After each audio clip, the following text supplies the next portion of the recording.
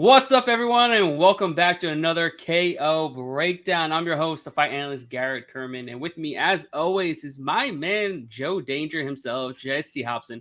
What's up, man? How's it going? Breaking down fights on hot summer nights, you know what I'm saying? that's what we're doing. Definitely hot as balls over here in Miami. How's it going by you? It's hot. It's hot. I went outside for a walk, and yeah, I do it every day, and like today was substantially hotter than most days. That's why I got these Santa Claus cheeks going. So, but I'm enjoying the AC for now and until tomorrow. Yeah, I feel you on that. It's hot as balls over here. I think it's like 96, and 96 in Miami feels like 120. It's just not a good time. But we are here to break down some fights. Let's do a little recap of how bad my night was last weekend at UFC Vegas 59. Let's go with I reverse swept. That means if you faded me, you would have won a shit ton of money last week. So, and that's just as impressive as actually sweeping an entire night, because you can't even do that if you wanted to. Even if you tried, there's no chance of you really doing that. But it's another day, another week, another dollar to be made. We got a ton of our money back on Contender Series like we always do. We lose a little bit, and then we get a lot of it back on the Contender Series. Cash both bets, 6-0 through 3 weeks. We're absolutely crushing it, and we got 7 more weeks to go of that. Money train coming in nice and easy. But this weekend, UFC San Diego, headlined by Dominick Cruz and Marlon Vera. It's going to be a banger of a fight card. I'm looking forward to it. I'm looking to break it down with you. How's it going? Let's get this let's get this party started. What do you think? We want to get the party started? The only thing I want to mention is I bet Pose live last night, and I was sweating the whole time, just because like I was like he just seemed to slow down. He wasn't looking good. I honestly think that they signed him just so he could fight against Usman. That makes sense. I think Usman has a shot against him, and I mean, he's relevant because he just won last night, but his story, I didn't like the way that he like demanded the contract. Like, it's like, okay, you can maybe demand a contract if you get a finish in the first round or even just a good finish. But your boy, he's been through 6 rounds of Contender at this point, and then you demand and cry. Come on, man. They signed you to chop you back down. Like, so, good luck to you, sir. Thank you for the, $20 or whatever, but you won't be lasting long. Yeah, that's unfortunate, but that's what they do in the Contender Series, man. And they didn't sign Bo Nickel after dispatching his guy in less than a minute. So we'll see what happens. Bo Nickel, he's getting another shot in the Contender Series coming up, I think, in a few weeks, because I have a theory, and I think look, I'll tell you exactly why before you go on, because okay. I know exactly why. This past Contender Series was the most watched Contender Series probably ever. Yeah, and they're like, well, we can't sign him just yet because he's got so much star power that everybody's gonna want to watch him. They're like, we'll just throw him back on here again on the Contender Series, let him get another easy win. It'll give us a ton more views, and then we'll sign him. That's exactly what's going to happen. Well, I think that's part of it, but I also think that they signed him before this fight. I think so too. This is a why can't I say it? A developmental deal. Yeah, sorry, man. Wow, that was difficult. It's one of those deals that they worked out prior to the fight because they knew that he was gonna win, and I mean, obviously the odds makers did too. But this was all worked out prior. Like, he's going to get more eyes on the show, more eyes on the UFC, and then ultimately more eyes on him, the product. So I think that this was something that was worked out behind the scenes prior, because why would you put him in front of the world and not already have sealed that deal? The PFL would be coming after him. Bellator would be coming after him. It just doesn't make sense. And then also to kind of follow up that, like with Dana's speech from like week 1, it doesn't compute. So there has to be some dealings prior, like this is understood, this happens, and yeah, it's all been worked out, and it's all going to come out in the wash because he will get signed to the UFC and he will be a contender. Oh, absolutely. I'm looking forward to seeing, his rise to stardom because he's just getting started, just 2-0. I expect him to make waves fairly quickly, probably gets inside the top 15 within the first 6 months of him actually fighting in the promotion, because they're going to fast track him because he deserves it. He's got the skill set to get it done.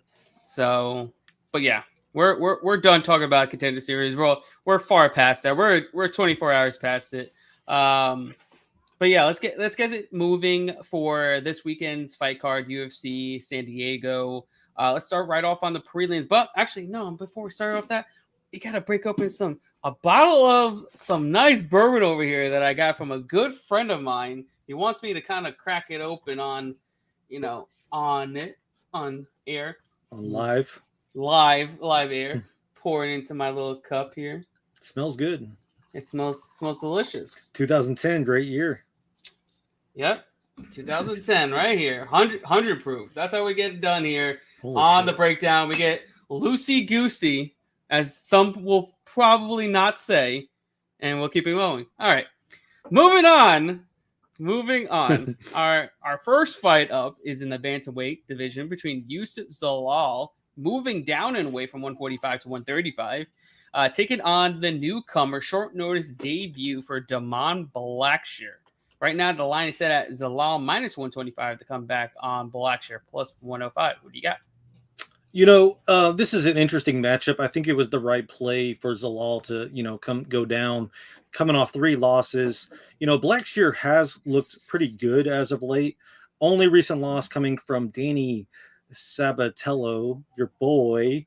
I watched that fight, and I'd be willing to say that Zalal isn't as good of a wrestler as Danny. He's legit. Both guys will probably want to stay on the feet, but in the clinch, Damon will probably have the strength advantage. I'm picking Damon to win the fight. Am I confident? Not really, but I am confident in the fight does go to decision. But who knows, if they do find their way to the ground, Damon could find the neck. Zalal could, find the power once again that he once had. I just like it. Fight does go to decision at minus 175. I think that's the play of this fight. I like it. I'm a little bit higher on most when it comes to Damon Blackshear. I've been watching him a ton on the regional scene. I believe he's a CFFC bantamweight champion. He's on a 4-fight winning streak. He's got some good grappling chops. He's got 8 wins via submission, and all of his losses are against either high-level Bellator or UFC-level talent. Except for one. Yeah. Chris Moutinho. Yeah. I was waiting for it. Yeah, I just didn't want to kind of bring it up. But anyways, that's neither here nor there. That was back in 2015. He's a different fighter since then, but and Zalal, he's lost his last 3 against pretty decent competition up at 145. I kind of thought he should have been at 135 his entire career, but this is his first drop down to 135. He was supposed to go against Christian Quinones, who was a former Contender Series fighter, and I thought he was going to absolutely run circles over Quinones because I think he's faster. I think he's more lethal on the feet. He's in and out of his movements great, but the reason why Zalal is moving down to 135 is because he'll be the bigger fighter. He'll be the stronger fighter, and he was going to be in the Quinones fight, and now he's facing the guy his exact size at 135 pounds. Both 5'10", both long, both agile, both quick on the feet. And I think Blackshear is a little bit stronger than him, and I think Blackshear is going to be stronger in the clinch. He's gonna be the better wrestler. I think he's going to be able to grind him out, get some good control time. And honestly, I think he cashes as an underdog here. I don't like a plus 105. I really want a better price in order for me to really play it because, short notice stature, 7, I think he's only had about 7 weeks to prepare, and he's cutting all the way down to 135. But ultimately, I do think he gets the job done. And then this might be the last hurrah for Youssef Zalal. It kind of sucks because back when I first started watching LFA religiously, one of the first pair of gloves that I won off the show was one was signed by Zalal, like he was in the main event, so that was kind of cool. I'm looking at him right now, but also too, it's nice to know, I'm not the only one on the Blackshear side, because literally all of MMA Twitter seems to be on Zalal, and I thought I was an island boy for the up until this point. So it's nice to know that at least I did watch tape for this one, so it is nice to know that I'm not the only one that thinks Blackshear can, find Well, the upset. we're not the only ones either, as our man, our resident Force Daniels, thinks Blackshear wins via third round submission. So Yeah, I think he could find the sub, but I'm more confident in him, like just because of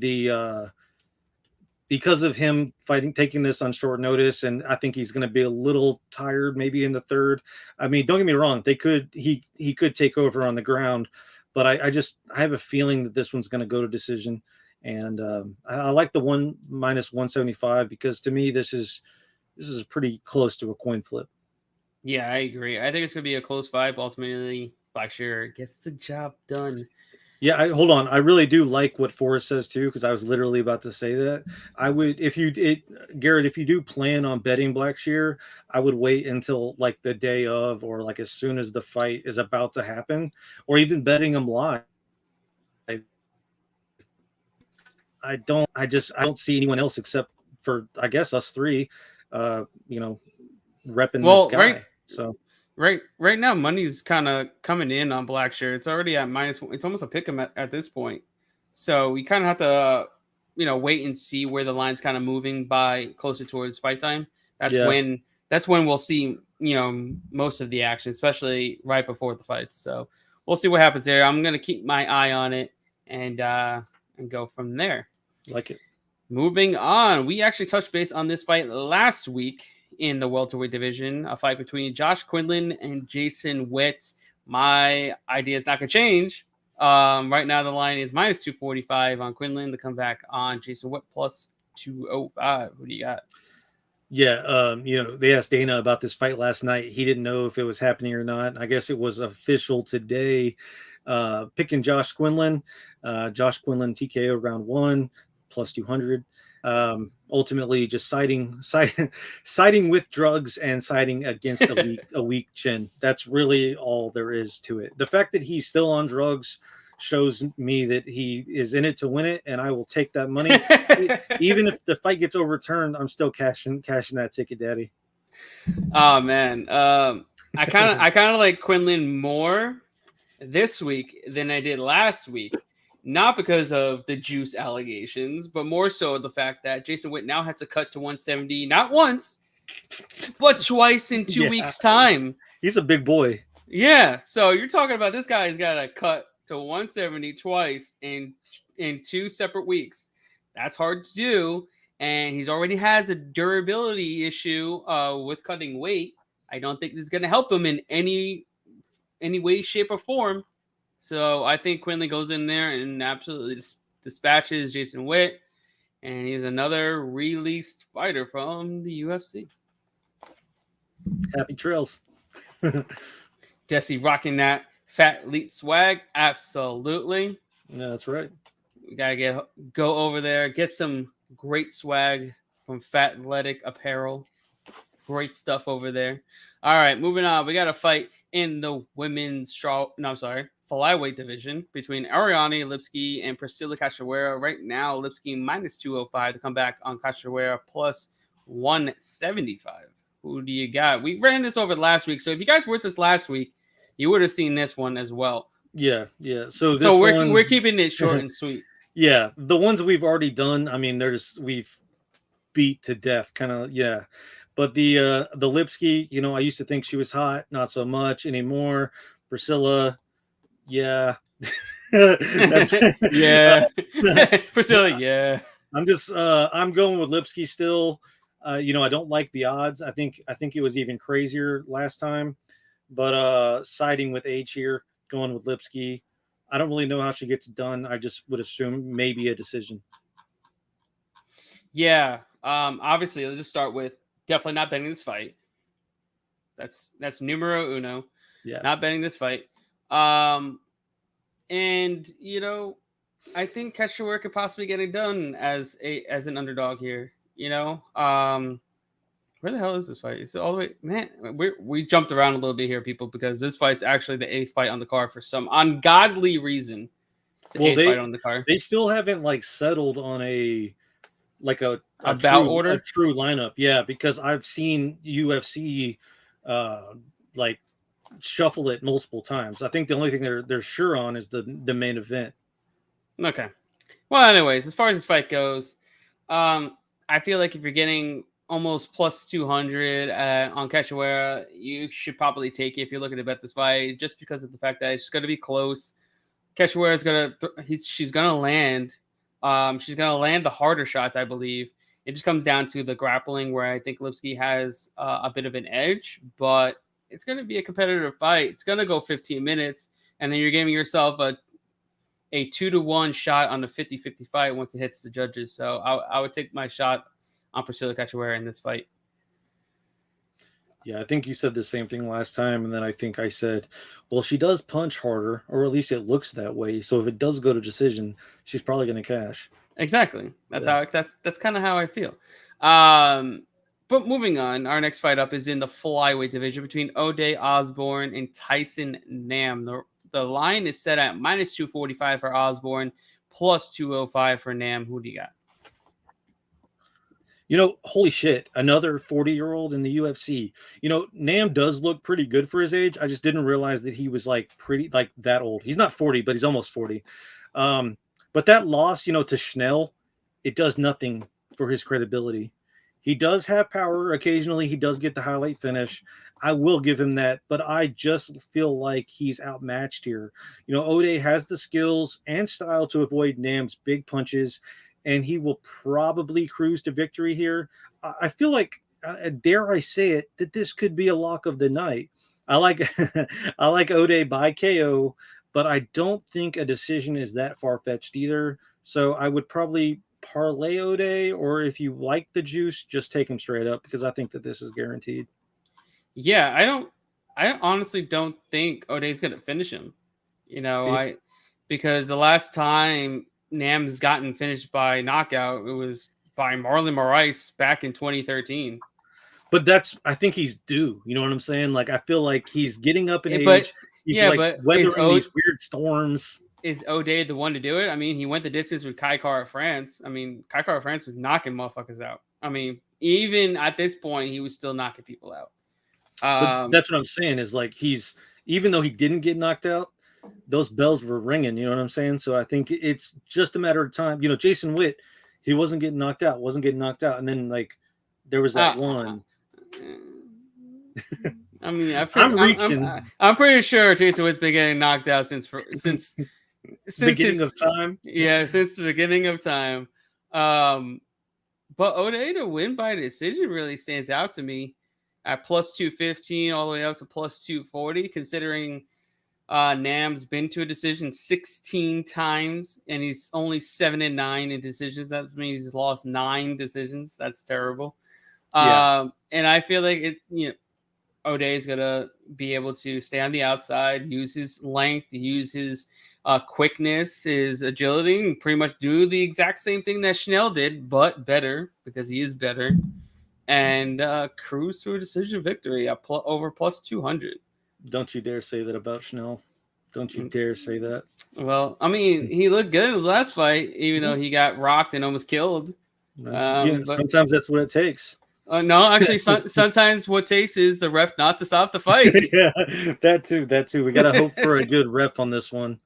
Not stopping this fight too. Yeah, so we can cash the plus 200 by decision. But anyways, I think Buday just runs through this. And it's an easy win. Great parlay piece. I mean, there's a ton of great parlay pieces in this entire card because there's a ton of juice throughout this entire fight card. So I'm looking to throw a lot of double ups throughout this entire card. It's easy peasy. Sweet. All right, moving on.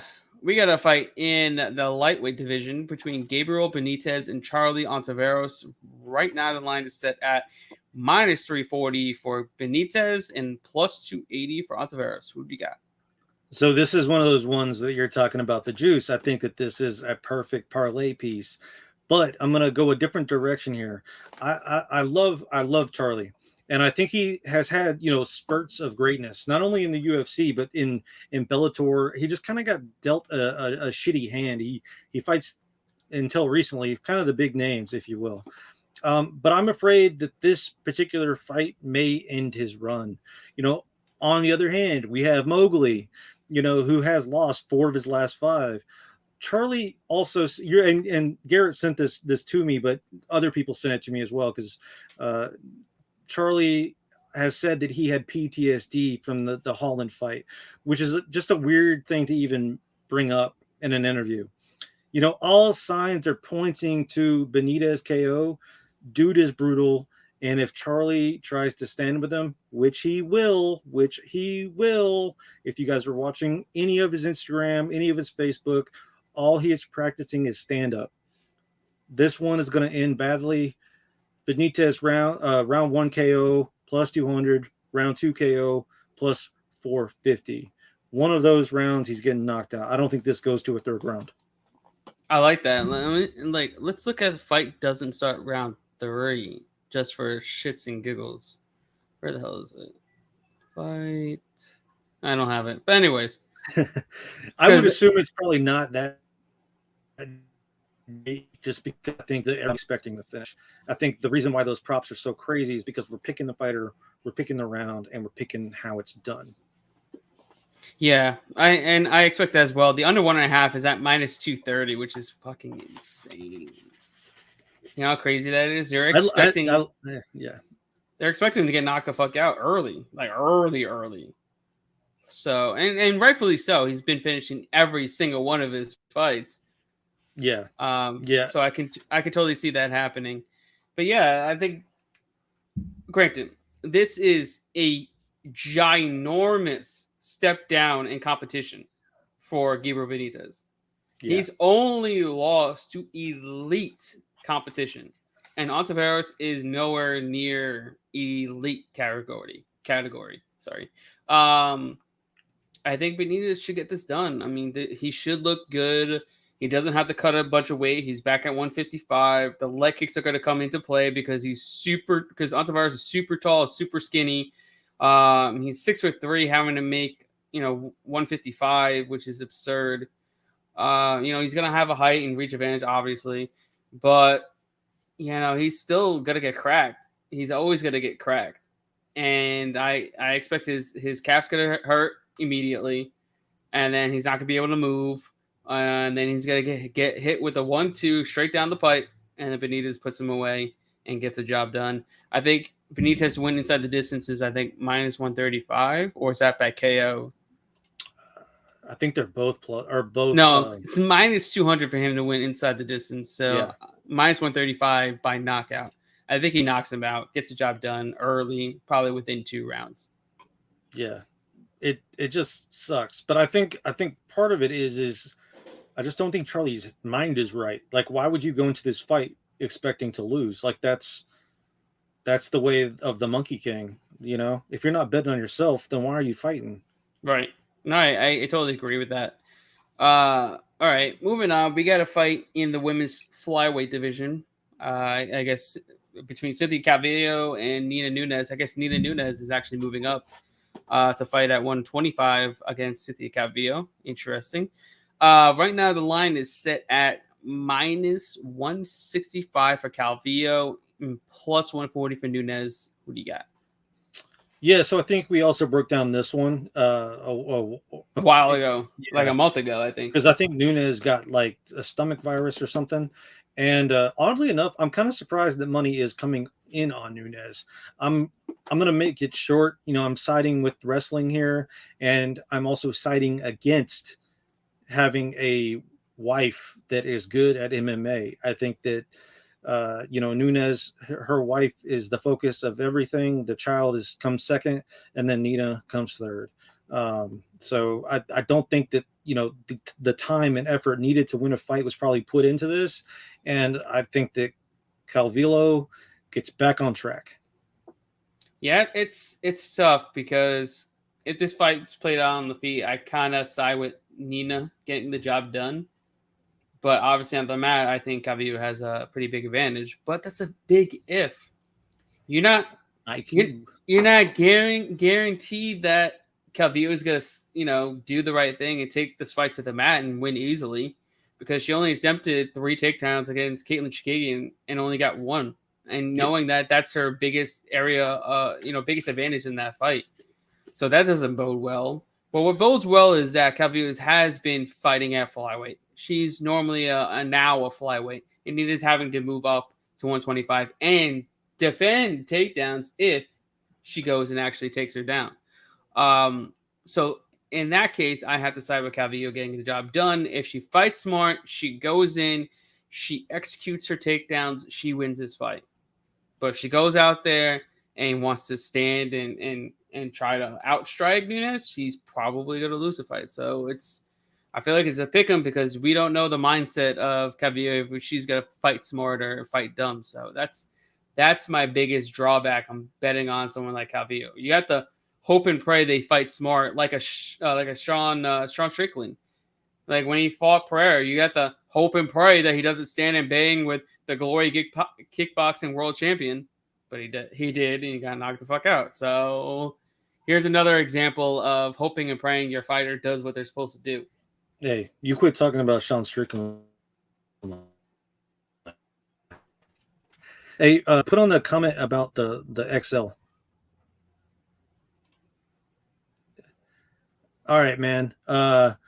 I will send you a link, and then I will send you a promo code, and then you can buy a shirt, or you can message them and let them know that I sent you, and they will take care of you on buying the clothes. Because here's the thing, there's not just clothes, there's beard oils, there's all sorts of stuff, man. There's workout gear. So I mean, it's a whole market, and I'm a good gift giver for my mom and my wife and my son because I take notes throughout the year. I don't do that for you, Forrest Daniels. So just go through, make you a little Amazon wish list, on their website, and then shoot me the list or shoot me what you want, and then I will try to make something happen. But at the same time, just reach out and mention my name, and I think you're good to go, my man. Absolutely. You guys have to go over there. I'm telling you, they have such great stuff. The quality of the products is great. It feels good on your skin. The beard oils, everything they got there is just top notch. And they're with some of these great MMA fighters that you guys all watch. They rep their stuff because they know the Durden. Exactly. Someone who's been on the show with us, Cody Durden, reps their stuff because how good quality that stuff is. So get it over there. We'll give you a promo code, and we'll get you some great gear. Yeah, look good, feel good, be good.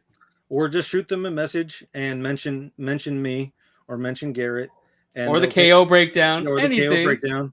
And just mention us. Just mention it. We'd like to be mentioned. Yeah, we want to be cool too, guys. Yeah, come on. You want to do it? I know. It shows them that investing in us is worth it. So yes, and you guys invest in us, and and if you want to invest in us and our time, and I appreciate you guys being here with us. So just head over there, get some cool stuff, and shout us out a little bit.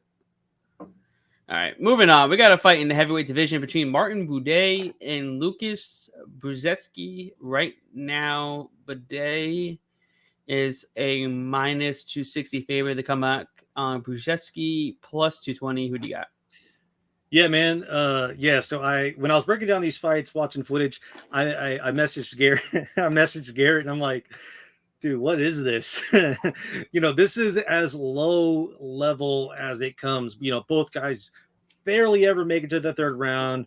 Both guys seem to get beat and then randomly get their arm raised. I assume that Buday finds the finish due to his size, but something weird could happen as both guys have seen their fair share of controversy. I believe both have had weird instances in both of their last fights.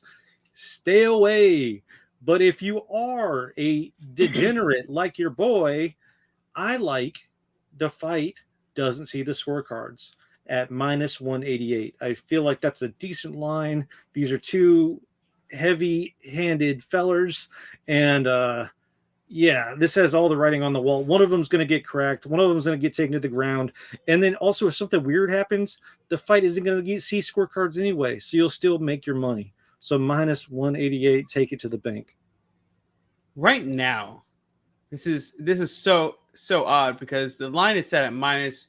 The over under is set at 1.5 rounds, right? Minus 180 at some places, minus 200 at others.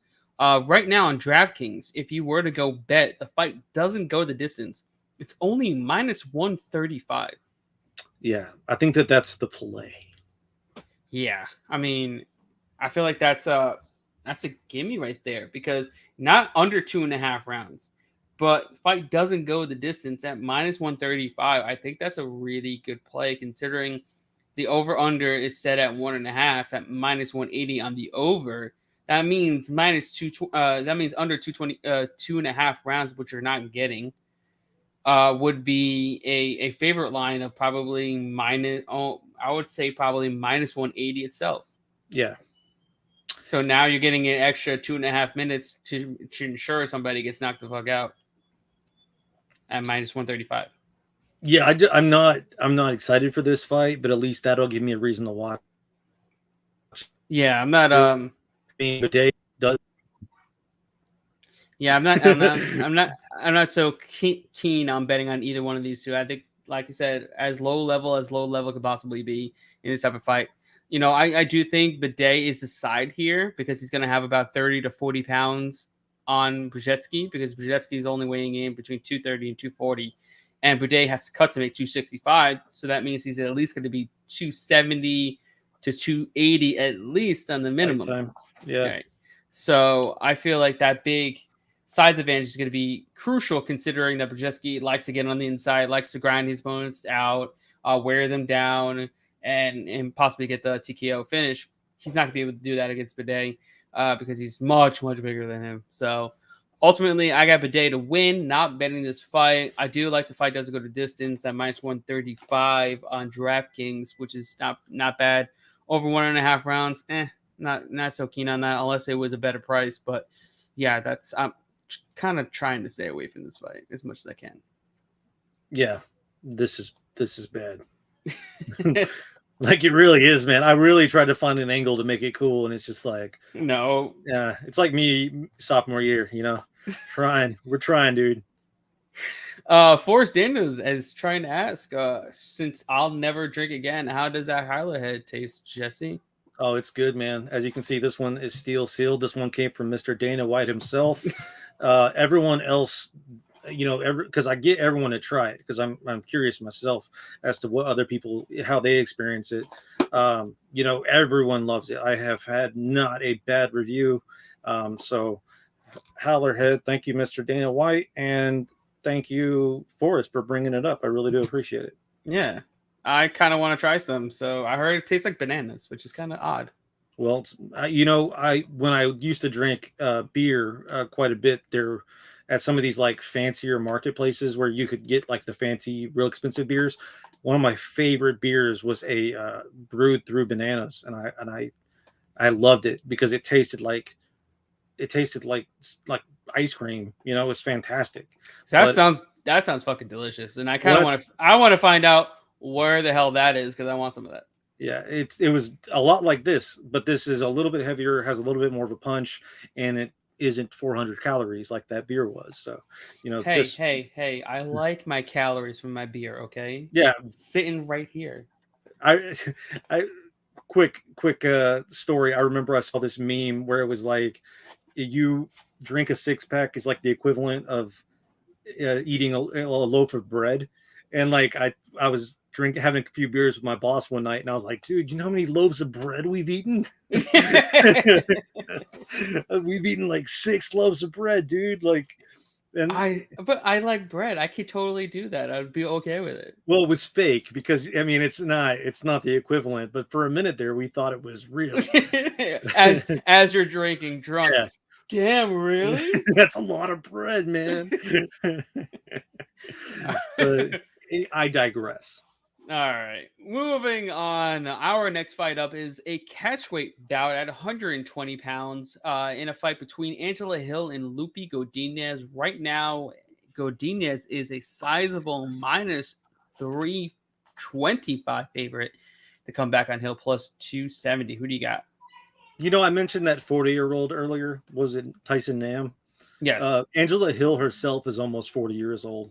You know, and I don't know if you've been seeing these promo pics or, you know, whatever the hell she's doing now, but she is wearing some booty shorts no matter where she goes these days. And midlife crisis much, you know, I mean, I'm not complaining because she does work out, but how do you say I want out of my marriage without saying I want out of my marriage? Come on. It's just odd. You know, act your age. I don't like the odds here, so I think Hill is worth the stab, but you're also betting on someone that has lost 5 of their last 6. You know, here's the other thing. Lupi couldn't finish Ariane Carnelossi, or however, but well, she may have not, but that definitely should have been stopped like at least 20 times over. But that's true, but she didn't do it. So on paper, I mean, she technically didn't do it, but she left her a bloody mess. This is my narrative, okay? You know, but Hill did finish enough, and that Hill, you know, got the win, got the nod. The fight is gonna be a little bit closer than I think the odds indicate, but I still think Lupi impresses the judges. Honestly, I would take the time to refill your howler head and you know, save your money for another fight. I think the line is insane, but if you are a degenerate, I think that there is value on Angela Hill by decision plus 405, 410, depends on your book. Yeah, I think Lupi just absolutely dominates Hill in this spot. I mean, granted, Hill could have won the Lemos fight. She could have won, you know, the Michelle Waterson fight. She could have won. She did win that fight. The Claudia Gadelha fight. She could have won all those. Unfortunately, she has the style of fighting that the judges absolutely hate. It's just the way it goes. She goes to decisions. She doesn't win unless she's physically dominant. Like, there's no possible way that you can give it to the other way. You know, she wins. But what doesn't bode well for her, she doesn't have great takedown defense. Verna Janjidoba absolutely dominated her in the grappling. 3 of 8 takedowns, had over 7.5 minutes of control time, whereas Lupi has over 20 takedowns in her first 5 UFC fights. She is arguably one of the best wrestlers in the entire division, bar none. I don't care what anybody says. I know she hasn't done it against great competition. She's by far one of the most credentialed wrestlers in the entire division, as well as I forgot her name, who hasn't fought in a while. But anyways, she's still one of the best grapplers in the division, best pure wrestlers. And then you look at Hill, has been taken down 3 times by Janjidoba, 2 times by Ashley Yoder.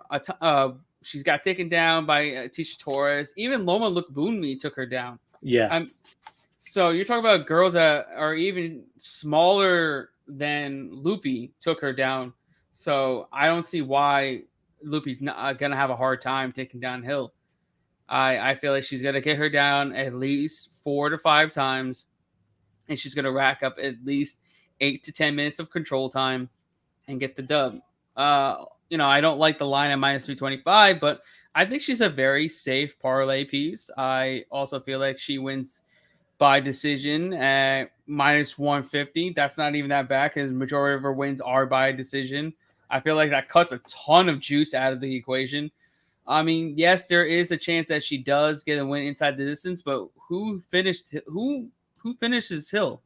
Who's the one who's finished Hill? Mano Lemos couldn't finish Hill. She knocked her down, but couldn't finish her. And nobody has finished Hill via KO, and she's only been subbed twice by Rose Namajunas all the way back in 2015, and then Ronda Marcos all the way back in 2019. So ultimately, I think Lupi gets it done. I think she wins via decision, minus 150. I think that's a decent stab to make, and she's also a really good parlay piece too. Yeah, just to clarify, I do think Lupi wins. I just like those odds. Like, yeah, I mean, I get it because it's it's women MMA, and and I get it, but I just think Lupi is a future title contender. Like, we're not talking Ariana, Lipski, and Priscilla Castrawera low-level women's MMA fight that you probably want to take a shot on the dog because it's more of a 50-50. I don't feel like this fight is more close to 50-50. I don't think if it gets to a decision, it's going to be a close decision. I think Lupi should win 30-27 because Lupi's always coming forward. I think she's going to be able to trap Hill up against the cage and just do what she does. And sounds a lot like what you said again about Vicente Luque last week. Yeah. Can't always be right. Can we now? I mean, I can, but I mean, it's all good. You'll get there. You'll get there one day. Yeah. Well, this is coming from the Contender Series king that's 6-0 right now. The king. Crown me. It's good to be the king. It's good to be the king because I'm the king. That's how it is. I'm the Burger King. All right, moving on. Let's keep it moving. Our next fight up is in the middleweight division between Bruno Silva and Gerald Meershart. Right now, the line is set at Silva minus 285. The comeback on Meershart plus 240. Who do you got? Death, taxes, and GM3 wins by sub. That's my go-to, and I'm sticking to it. If it goes to the ground, GM3 finds the sub. If it stays standing, GM3 gets KO'd. Silva does have five submission losses, so I'm counting on this to be the sixth. Ultimately, full disclosure, I'm just taking the stab. I like the odds. GM3 by sub, 525. Yeah. I don't trust Meershart getting it done. I kind of trust Silva minus 150 to win by knockout. Ugh. Yep. Ugh. That's what kind of made me lean the other way, honestly. I was just like, that's a weird angle. I mean, the last time he got knocked, he did get knocked out by Ian Heinisch. It's not very good. Yeah. But yeah, I don't know, man. I mean, I don't like the line on Silva minus 285. Ultimately, he should get it done. Meershart, I mean, Krzysztof Jotko was able to defend takedowns against him. Krzysztof Jotko was even able to land 4 takedowns against him, which is absurd. And he didn't even get a sub against Jotko. Yeah, that's. It sucks that happened, but I'm also thankful because therefore I get that plus 525. But it's still like, come on, man. Like exactly my point. Poking it, like, do something. Right. Like, you're on the ground. That's what you want, and you're just getting beat up. So ultimately, I have Silva winning. I think he wins by knockout. I don't like the price. I think by knockout. I don't like the price on the money line either. But ultimately, he probably gets it done. It's going to be a little sweat in the beginning, but I feel as the fight progresses, Meershart slows down like he always does, and he probably gets cracked and gets put out. That's how Don't say that. That's how it happens. Sorry, not sorry. Yeah, I don't think this one hits the scorecards either way. It shouldn't. And what's that line? To be honest, I'm going to see that. Minus 360. They don't think either. Yeah. And rightfully so. All right. Moving on. Since we already went over the Ariana, Lipski, and Castrawera fight, we're going to move on to the light heavyweight division in a fight between Devin Clark and Azamat Murzakhanov. Right now, the line is set at Murzakhanov minus 145. A lot of money's been coming in on Devin Clark. And the comeback on Clark is plus 125. Who do you got? Oh, wait, hold on. This I want to dub this fight the battle of the thighs. You know, while Azamat, he looked pretty subpar against Stefan. I think I think that he's the right side here. Clark, he did beat William Knight, but I mean, it's William Knight. That's he's either been finished or went to decision with anyone that's worth a shit. Azamat, he's going to be headhunting, and I'm counting on that KO. I think his streak continues. I like the KO prop plus 175. Yeah, I'm kind of liking Murzakhanov in this spot too. I'm waiting for the line of Q coming down because I see a lot of people betting on Devin Clark because of his last fight. He looked good against William Knight, who's William fucking Knight at heavyweight, a bowling ball of William Knight at heavyweight. He didn't look that great though against him either. Like, no, he didn't. You're supposed to look good, and he got the win. But I mean, even looking, and he back lost on that round. fight, if I'm not mistaken, he lost one of the first 2 rounds against William Knight. I think it was. I think everything was close, like up until the ending. But if I remember correctly, because I remember debating on betting it live. Yeah, and Murzakhanov, I think he's a legit prospect. Combat Sambo background. He's got heavy hands. Yes, he looks subpar against Stefan and Chukwi, but Stefan is a light years better striker than Devin Clark will ever be in his entire career. And, having that combat Sambo background, I think it's going to help him in the spot defending takedowns against somebody like Devin Clark. And also, Murzakhanov has a combat Sambo win over someone that Devin Clark lost to in Jan Kutalaba. Yep. Yeah, that's what I'm saying. So he's either been finished or he went to a decision. I'm talking about Clark with anyone that's like decent, halfway decent. He's beat William Knight. That's it. I think his best win was Alonzo Mendenfield, and that's it. That's it. I mean, if you look down the list, that's his best win. Was that a decision? And that was a decision. Boom. I did my homework. That was a decision. And he has, I'm going to go with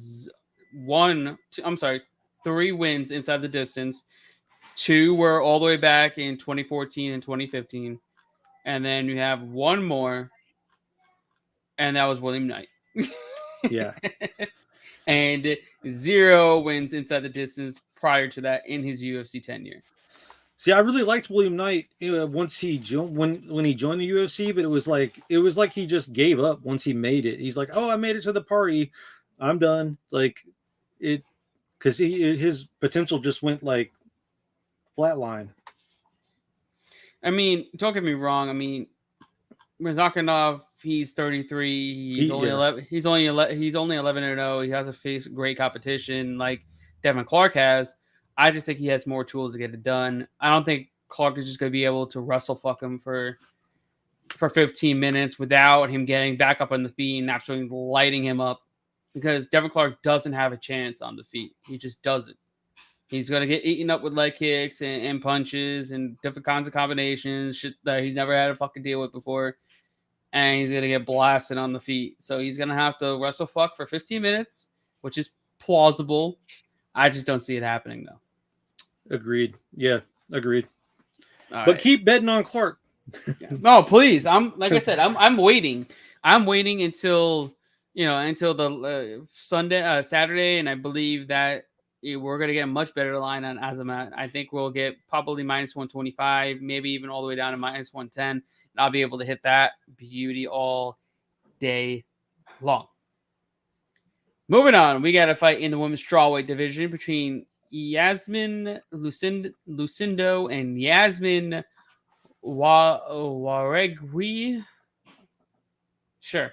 So the 2 Yasmins are minus 110 for Yasmin Yaguigui and Lucindo plus 180. Who do you got? Fuck. Yeah. Want to know something funny about this? So the Yasmin, her name starts with an I. Her nickname is listed as Yasmin. I think it means like beauty or something, like in one of those third world countries. But seriously, what the fuck is this? Hey, what is this, man? I watched the highlight video of Yasmin, the real one, and the real one. It was impressive, but it was a highlight video. Fake Yasmin, she's faced stiffer competition, and she doesn't appear to be a one-trick pony. I will say I am torn, as I can't help but like fake Yasmin by sub Fake Yasmin at plus 800, but I will probably sit this one out because there's just too many question marks and there's too many whys, quite frankly. But my pick is fake Yasmin at plus 180 or whatever she's up to now. But I like that sub. But what the fuck is that? All right. First and foremost, definitely not betting on this fucking fight. Let's start there because this is as low level women's MMA as you can possibly get. Two debut fighters going head to head on the main card. Yeah. It just doesn't. This doesn't sit well with me. It doesn't make sense to me. I understand that Yasmin is possibly one of their top prospects at strawweight, or they wouldn't put her on the main card. But why would you even waste your time trying to bet Yasmin at minus 210 on a debut fight against somebody else who I know is also on a debut fight, but has more experience than her? Yeah, man, just stay away from this fight. Go make some food. I mean, it's the featured bout on this fucking fight card for what god reason, I have no idea. But go make some food and get ready for the bangers of the fight card that are coming up next in the next two fights. Because I think part of this is that the real Yasmin, she's like attractive. So I think that they're trying to like find their own what's that chick that always posts like pictures of her butt in Bellator? The one that hangs. Yeah, Valerie. Valerie Laredo, but now she's a WWE superstar. Yeah. Well, I mean, she's both, but I think that UFC is trying to find like their own like that, which I don't think that that's gonna happen here. Sad. I'm sorry. That chick is like, it's crazy to find a stripper that also does karate, but I mean, I know, but she's not marketable. That one, this one, I mean, unfortunately, yeah, this one, this isn't it. All right, let's keep it moving. One more. What the fuck is this? I'm serious though. I don't know. We won't know. We don't know what Dan is thinking. We don't know what they're talking about in the war room. But unfortunately, this is a what the fuck is this fight? That's what they're talking about. Maybe. We'll see. A little bit. Maybe under the table. Who knows? Yeah. All right. So in our co-main event, we have a fight in the featherweight division between David Onama and Nate Landwehr. Right now, the line is set at Onama minus 280 to come back on Landwehr plus 235. What do you got? Yeah, it's funny. Right before we got on here, I saw this old picture of Nate Landwehr, and he had like this like long stringy hair, and like he used to be like in Cottonmouth Kings or something. I'm a fan of his. He's wild, but I like the kid. But the real winner of this fight, is the viewers, because we had to sit through real Yasmin and fake Yasmin, and now we're gonna get some pure violence. Onama, he didn't look too great in round one of his last fight, but that kid was a stud. I don't know why everyone was counting him out. And like I said, Nate is a little wild. He's a wild boy, and I think Nate looks good in round one. I think he tags Onama a bit, but outside of that, he's not really a threat. He's not a threat for Onama anyway. I like Onama here as honestly the reason why is because of that last fight. He remains calm in diversity. Like he's just like, ah, fuck, it's another day at the office. And Nate tends to slow down because I think he gets tired from punching and just being his crazy ass self. Or at least he did in his last few fights. I'm probably gonna bet Onama after round one, just because I think that that's when Nate probably starts slowing down, or that's when Onama starts to take over. I think that that's the bet to make. I don't know if you guys were watching the last fight, but the guy that Onama was fighting went from being a plus 1600 to a minus 135 in one round. So that could very well happen again here. I like both guys. I just think Onama has more tools. Yeah, I agree with that. Onama's also going to be the larger fighter as well. Onama realistically should be fighting at 155, but he's a weight bully and he's able to make 145, which is kind of absurd. He's got insane power. He can mix it up. He's got grappling. He's got jiu-jitsu. He showed it in his last fight against Armfield, who he's actually fought prior on the amateur scene and wasn't able to finish him, but he was able to finish him there. And it was impressive because he saw a weakness, knew that he exploited it, and showed that he can not only just strike, he can take you down and submit you as well. Landwehr, he's, like you said, wild. That's a wild boy. Dude comes out there, throws a ton of different combinations. He's willing to fight fire with fire. He's one of the most exciting guys you'll watch. But the dude's been cracked numerous times. He's been knocked out numerous times. When you get knocked out by Herbert Burns, it's a bad look. Quite very bad look. Man. Yeah. Like, you do not get knocked out by Herbert Burns and Julian Rosa and think you're going to live to see the judges' scorecards against David Onama. The Rosa one's a little bit, I don't know. It's a little bit better, but not much better than fucking Herbert Burns. Yeah, that especially considering what we know now. Right, it's just like, whoa. That's what I'm saying. But yeah, ultimately, I got Onama winning this fight. I do like that strategy to wait after round one because I'm expecting round one to be fairly close, just like the Armfield fight. I expect Landwehr to land some punches, land some hard punches, maybe even get a knockdown in round one. But he's been through adversity. He's fought guys like Mason Jones, went to war with him on short notice, up a weight class. So I kind of expect Onama to weather the early storm and take over in rounds 2 and 3 and show that he deserves a top 15 fighter already. I mean, he's beaten Benitez. He arguably almost beat Mason Jones on short notice. And then that was a good fight. And then Landwehr, his wins are Elkins. It's a good win, and Klein, but realistically, Onama would beat both of them as well. I think the Klein fight is better. Like, it aged well. Darren Elkins, I feel like Nate is like the newer, like Darren Elkins 2.0. Except he can't grapple. Yeah, well, that, and he doesn't have as strong of a chin. Right. But he likes to jump in the fucking volcano, so I'll give him that. Yeah, I mean, I'm excited for this fight. It's arguably one of the best fights, if not the best fight on the entire fight card. So I'm looking forward to it. And now we're moving on to the main event. Devin, yeah. The fight that everybody's coming to see, especially down in San Diego. The hometown boy Dominick Cruz getting back in there against Marlon Vera, who's also a Southern California fighter. So I'm pretty sure both guys are going to sell out that place. But it's going to be a good one. I'm totally looking forward to it. Right now, the line is set at minus 240. It's all the way up to minus 240 now. Marlon Vera to come back on Cruz plus 200. Who do you got? Yeah, so as soon as this fight was announced, I thought, Vera all the way.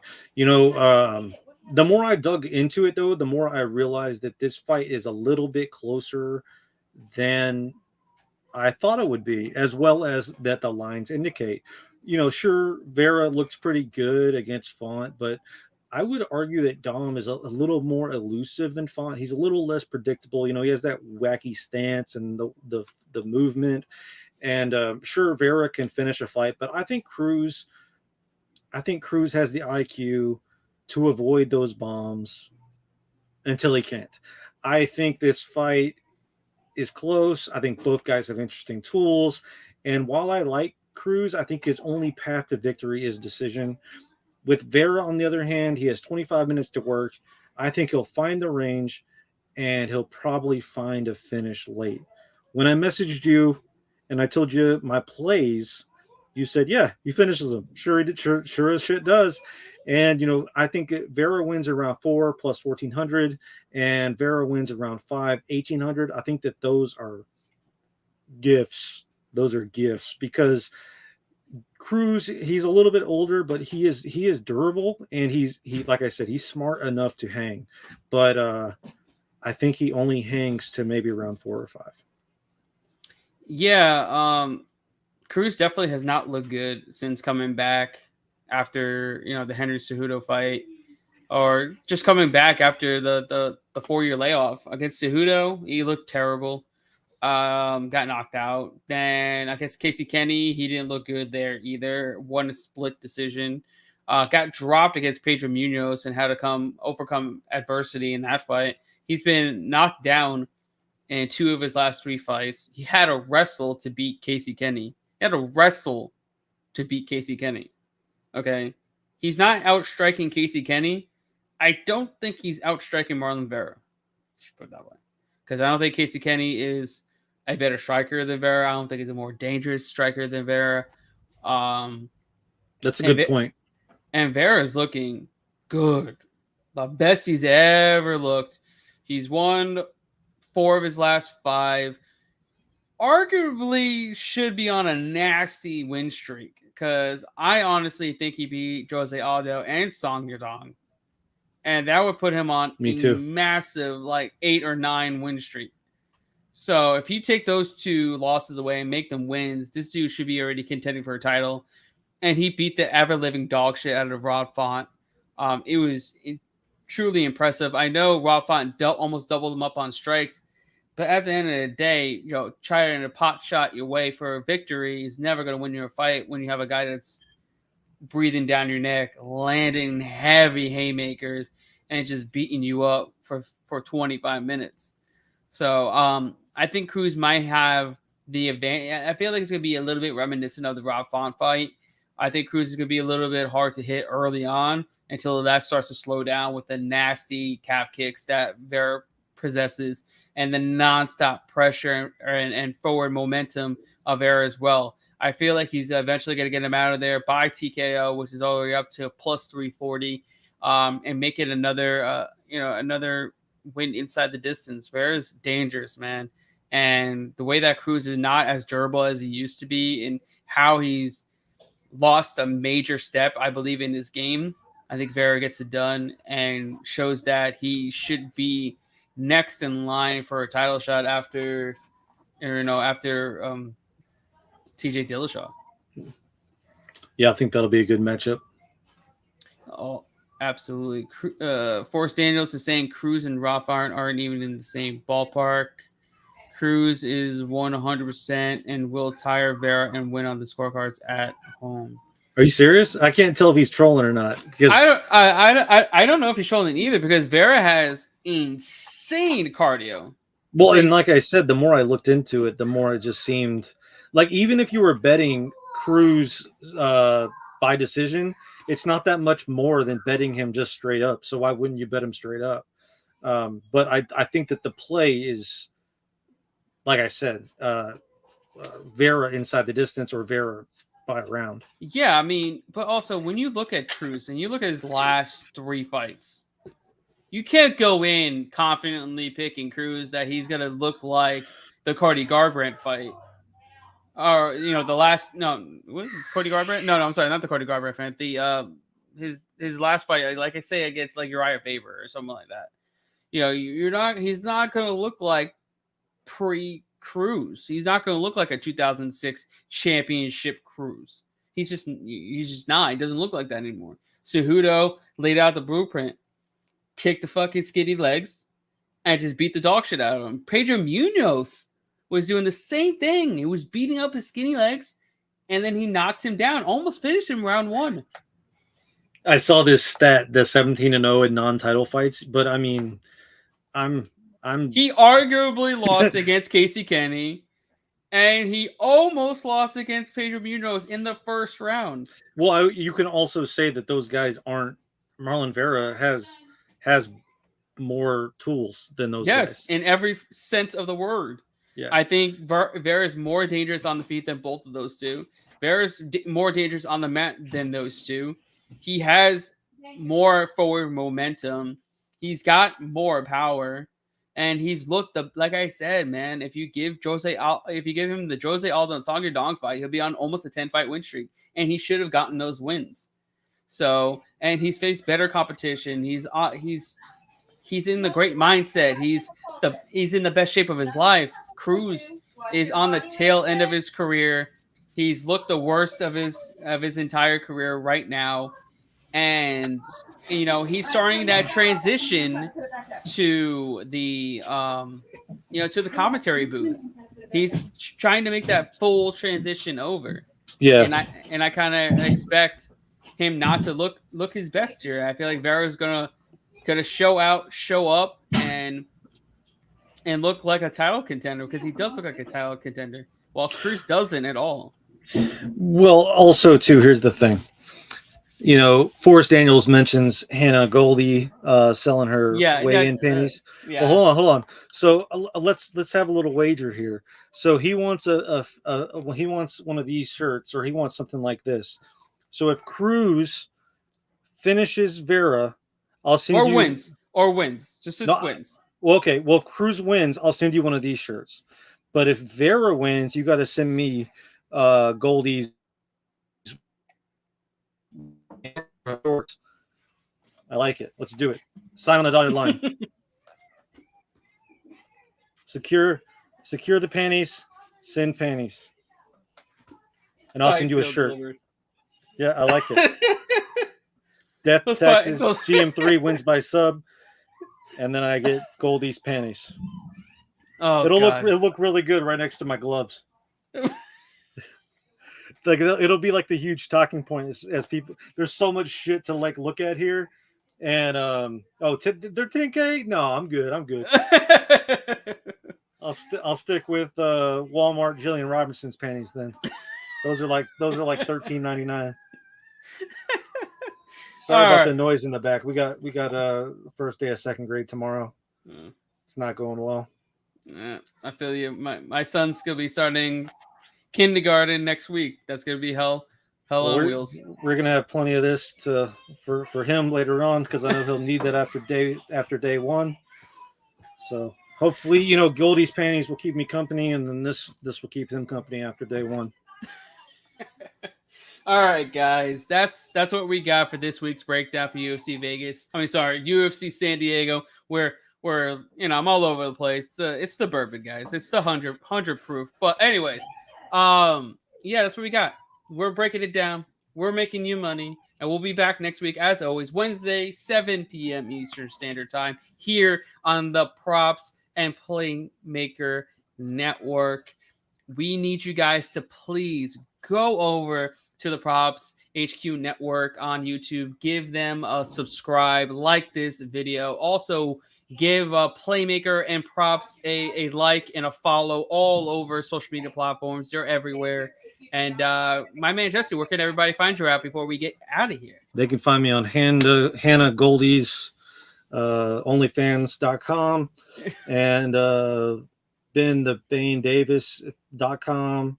Where else do I hang out? I'm on Twitter. Fatleets.com, right? Yeah, I'm there. Yeah, also, like I said, hit those guys up, shoot them a message, let them know your boy sent you, and I will take care of you. I will give you a follow back or something, one of those weird, trendy things that people do.